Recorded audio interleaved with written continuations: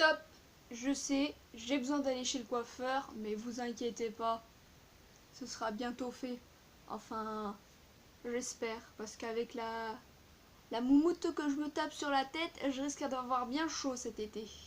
Bon allez, pour être plus sérieuse, salut à tous, aujourd'hui c'est Crazix, on se retrouve en tenue estivale. Non, je rigole, allez. On se retrouve dans une nouvelle vidéo pour parler d'une matière scolaire que très peu de connaissent, enfin ceux qui sont en terminale devraient la connaître, c'est la philosophie. Donc je vous souhaite une bonne vidéo.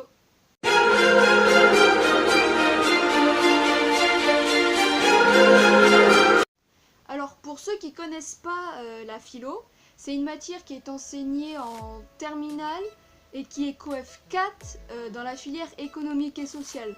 Par contre pour les autres matières, ça je ne sais pas. Non mais attends là, t'as dit coef 4 pour une matière que vous voyez en à peine un an? Et oui, on a tout juste un an pour apprendre à faire des dissertations bizarres, pour répondre à des questions telles que qu'est-ce que le bonheur ou qu'est-ce que le hasard. Ou on a même tout juste un an pour apprendre à expliquer un texte de 20 lignes bizarre quoi, c'est-à-dire genre dans le texte de 20 lignes, ben, c'est un mec qui l'a écrit, on dirait il était bourré ou qu'il avait fumé à pète quoi. Ah la philo, elle débarque en dernière année de lycée et elle te sape bien ta moyenne si t'es aussi pourri que moi.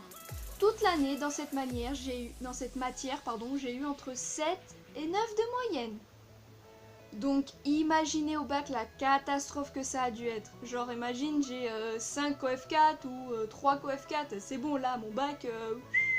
Franchement, si j'ai plus de 7 au bac de philo, je paye tacos à tous ceux qui auront aimé et commenté cette vidéo. Franchement, je suis sympa. Mais bon, vu que ça n'arrivera pas, je m'inquiète pas. Hein. Si je devais compter le nombre de philosophes avec leurs citations cheloues qu'on a vues, j'ai du mal à parler d'un coup, vous seriez choqués. Hein. Bon, par exemple, si on prend la citation de Paul Klee. Attendez, je la lis parce que je l'ai pas apprise. L'art ne reproduit pas le visible, il rend visible. Pour ma part, j'ai qu'une chose à dire. Ok mon gars, t'as posté cette phrase sur Twitter un soir quand t'étais bien déchiré, t'as eu de la chance, ça a été retweeté un maximum de fois. Moi je dis, tu t'es pris pour le grand Socrate.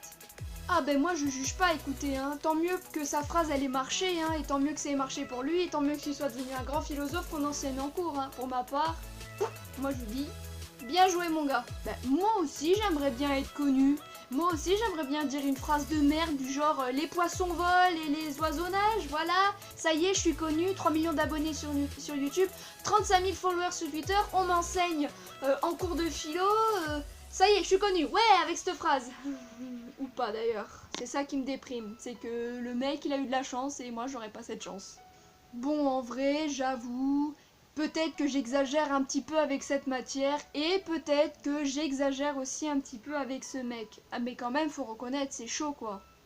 D'ailleurs, moi je n'ai même pas de définition exacte du mot philosophie. Est-ce que vous avez une définition du mot? Dites-moi-le en commentaire, je serais curieuse de voir quelle est la définition que vous donnez à ce mot philosophie. Donc c'est comme ça que ce podcast se termine, j'espère qu'il t'aura plu. N'hésite pas à aimer, commenter et partager cette vidéo. N'hésite pas en commentaire à me proposer tes vidéos défis pour que je les réalise dans une prochaine vidéo. Et en attendant, moi je vous dis à la prochaine. Écartez-vous, j'arrive en boum, faites les jaloux, Lascar voyou.